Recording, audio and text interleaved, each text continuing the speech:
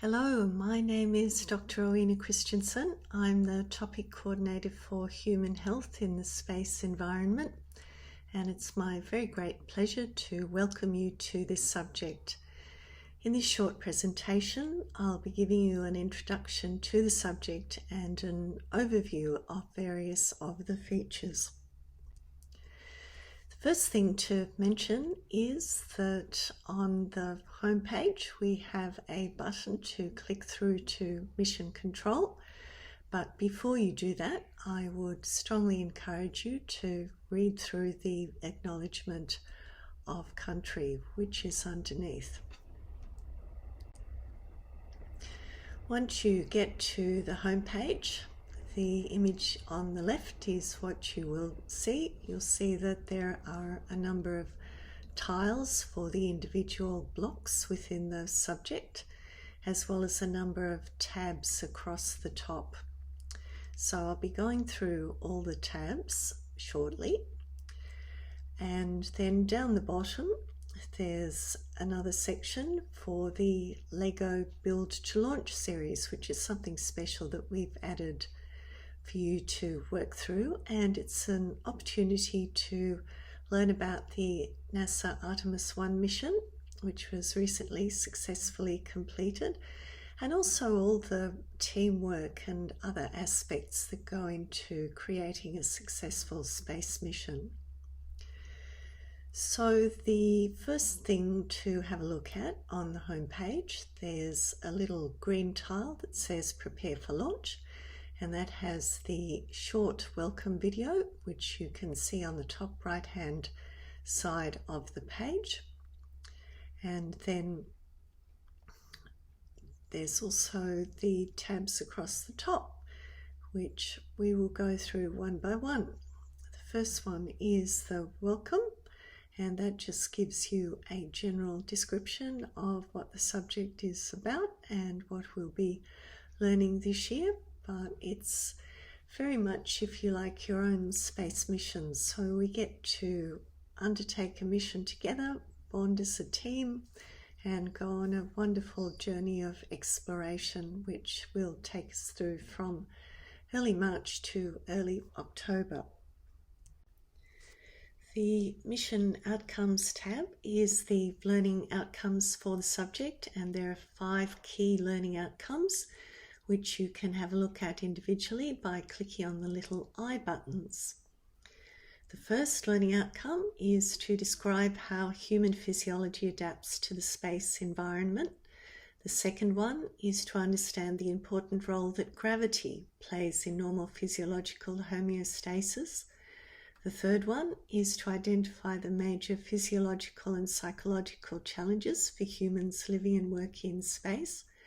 The fourth, to describe some of the countermeasures currently in use and recognise their terrestrial translational potential.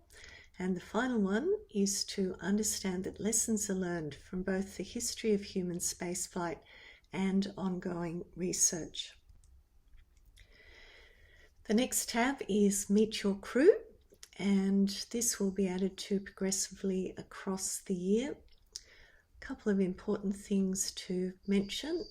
The recordings from our Meet the Expert sessions will be available for download from a Cloud Store folder, which is linked there, and the password is provided. The password will be the same for the entire year.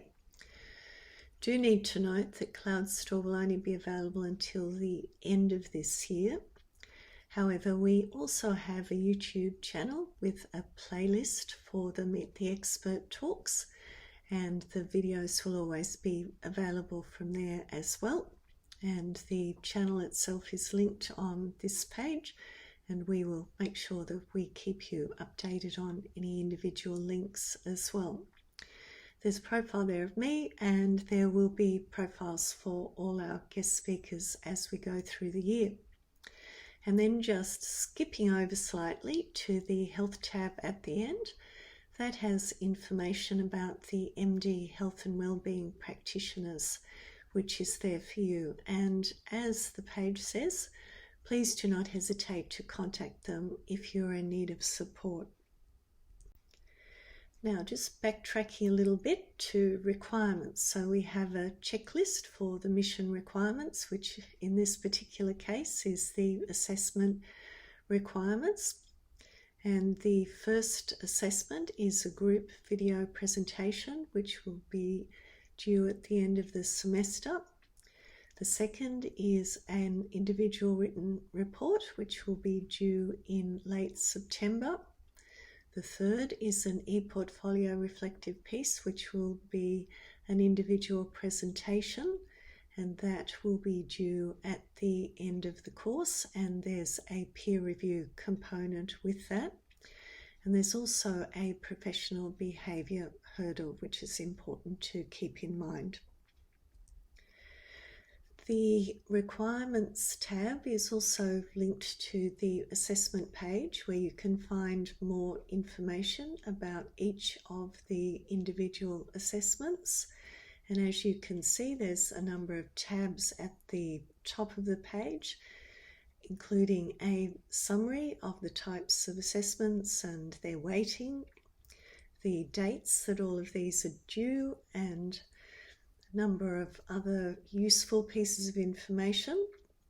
And then for each individual assignment, there's the name, the task details, and the relevant subject learning outcomes.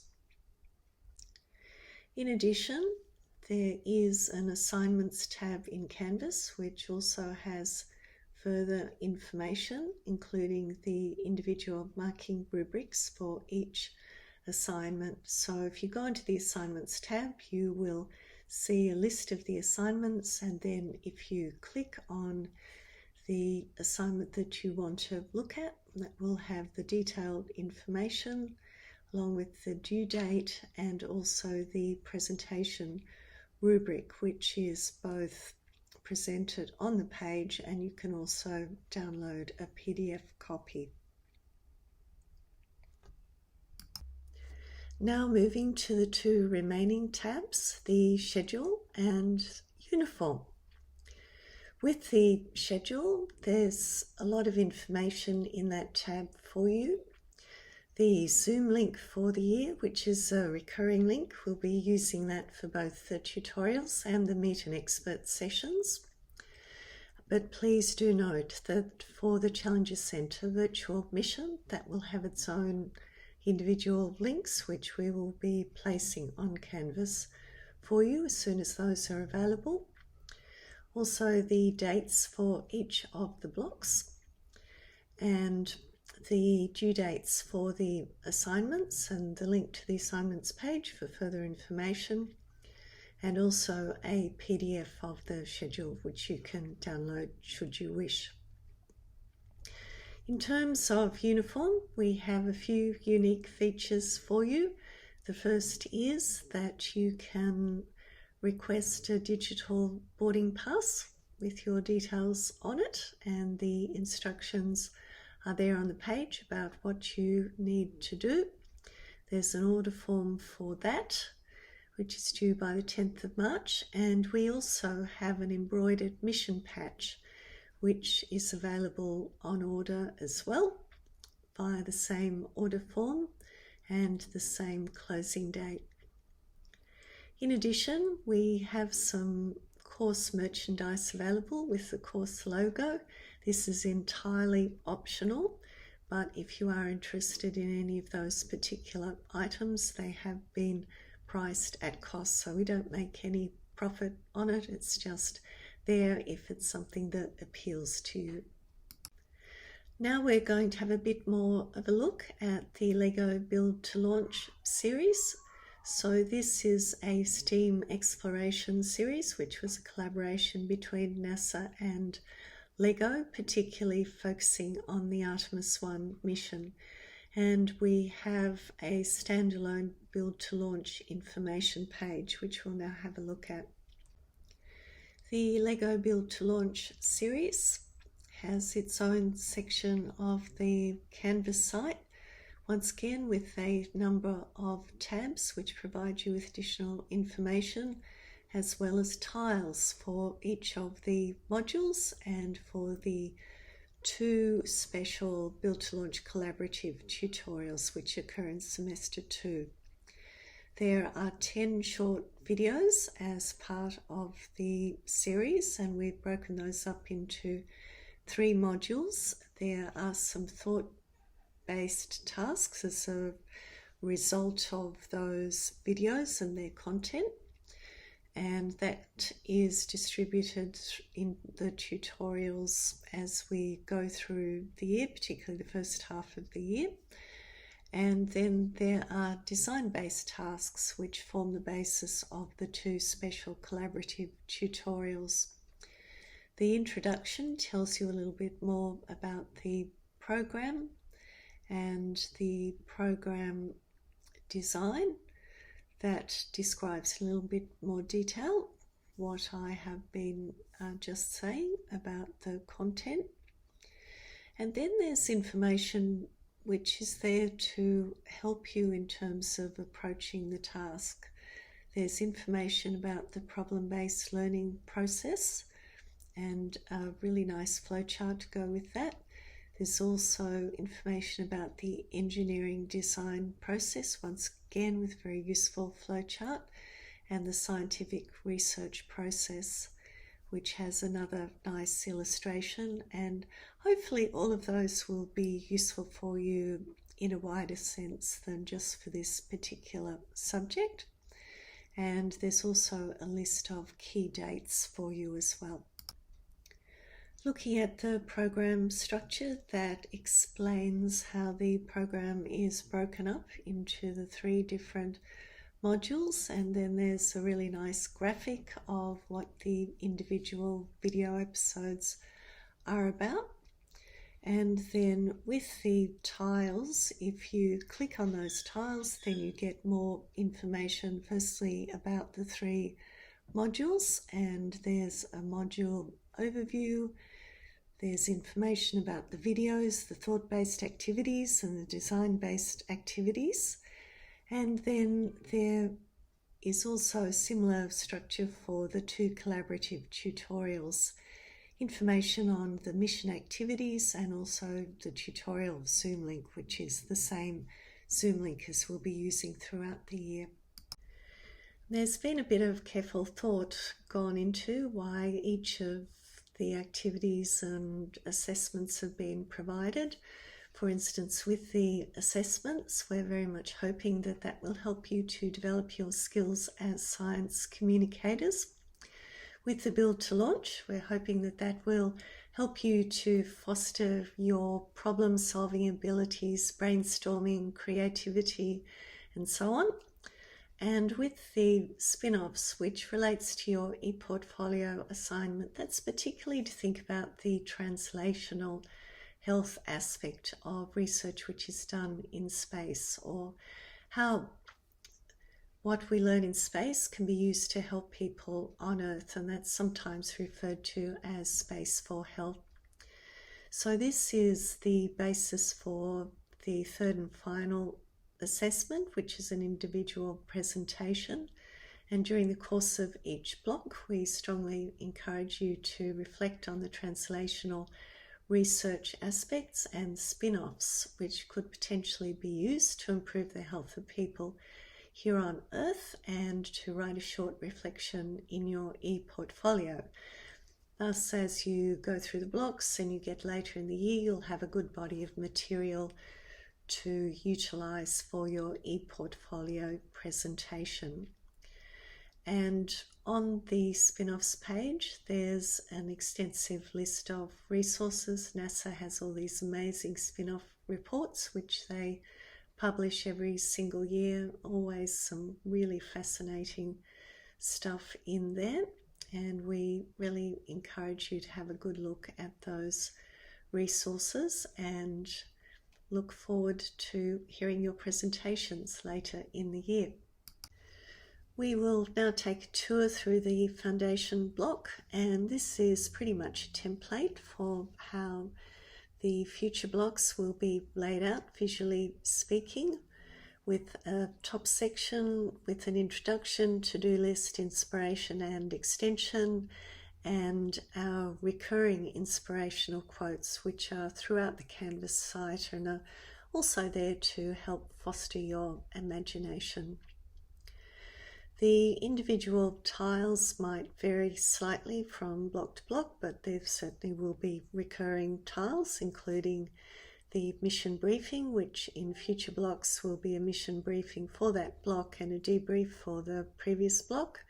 The extravehicular activities, which includes 1 or 2 spacewalks where you can undertake your exploration of the learning resources for that block. A meet an expert session will aim to bring you one of those for every block, and this is an opportunity to meet an expert in space health or physiology, and the normal format is that that person will give a short talk and that's followed by a question and answer session. And we're normally able to record these if the presenter gives consent, so they will be available in Cloud Store and on our YouTube playlist. And one very special feature in the foundation block is a virtual mission from Challenger Centre in the USA, and I'll have a bit more to say about that towards the end of this presentation. If we now go and have a look at the introduction for each block, that will have a short description of what the block's about, and when you have a look at the actual Canvas page, you will see the link to this video on the Canvas page, but it wasn't possible to put the link on the page before making the video, so that's why it's not there in this screenshot. And a couple of other useful things for you to consider having a look at. There are 2 presentations which I've recorded, which were put together by the Aerospace Medical Association about the discipline of aerospace medicine. There's a short version which goes for about 20 minutes, and then there's a longer version which goes for about an hour. But certainly encourage you to watch at least one of those, and it should help you to gain some insights into what an interesting specialty aerospace medicine actually is. If we then have a look at the remaining tabs, there's a to-do list which gives you the tasks to complete for this block, also the key dates. The inspiration tab gives you something interesting to have a look at or have a think about, which is space related, and there's a different one for every single block. And then the extension tab has quite a long list of interesting resources which are well worth having a look at if you have a bit of spare time or if you want to learn more. There's a range of written material as well as video material, and various organisations or groups which are involved with space health that you may be interested in joining up with yourself. All the mission briefings and debriefs are structured in a pretty similar way, with an introduction that gives you some general information about that tutorial, and we will usually watch an inspirational NASA video at the start of the tutorial. These are only short, just to get us in the right frame of mind for talking about space-related matters. There's a tab for pre-tutorial tasks that tells you the preparation that you need to undertake in anticipation of the tutorial, and that could be a combination of watching videos, reading things, thinking about questions, so it is quite variable depending on the particular topic. With the tutorial, that will just confirm the date and time and reinforce the recurring Zoom link, and then there's a tab for any post-tutorial tasks that you need to undertake. And you'll notice for the foundation block that there are several things that we would really love you to do, including adding your inspirational quote to the Padlet, going to the discussion board and sharing what inspired you to choose this subject, and to share at least 3 things you've learned about the role of gravity and why you found this really interesting or surprising. The Meet an Expert sessions are structured in a fairly similar way each time. The content might vary slightly depending on whether or not the presenters want to provide additional activities for you to have a look at. There'll be a biography of the presenter, the link and recording information, any discussion prompts that have been provided, any quiz questions which have been provided, and then a reflection. And there are 3 recurring reflection questions. What is your favourite key takeaway point? What surprising new things did you learn today? And what are you still really curious about? We really encourage you to go to the Padlet and fill these in and talk about it with your fellow students. Professor John French will be our first Meet an Expert. He'll be speaking on space dangers, as he did last year.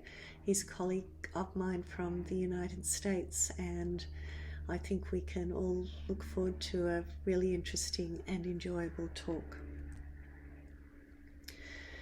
The last major component of each block is the EVA and spacewalks.